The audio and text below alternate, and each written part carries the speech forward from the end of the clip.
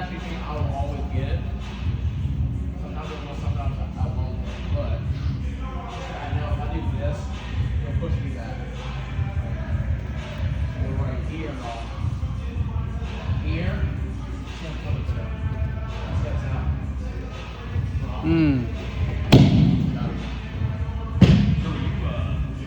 Are you just showing kind of a shaky there, or are you actually going for it a step back? If I can get it, I can get it, but I know that it is a 30% chance. But what I do know, what I can also do, I'll move it for a big throw. Kind of like if I know there's some block, block this way, when he goes in, go right here, and that's what it is. I'll send you one. Yeah, just me. Yeah. That's all right. Just from in here, maybe he's actually creating, maybe I'm kind of going in this way, right? So that's why sometimes we'll do all this stuff. Sometimes we'll drag it 2, 3, now we'll do a second forward. That's some reverb on that.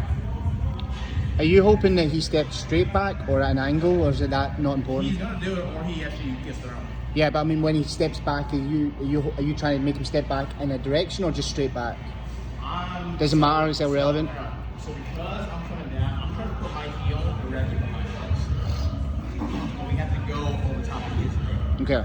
So whenever you do this, we don't do this. See how this doesn't really make him move, right? You gotta go over his head. 2, so. That's your first step, then we do the second step, over the knee. That's gonna make him move. I can always step now.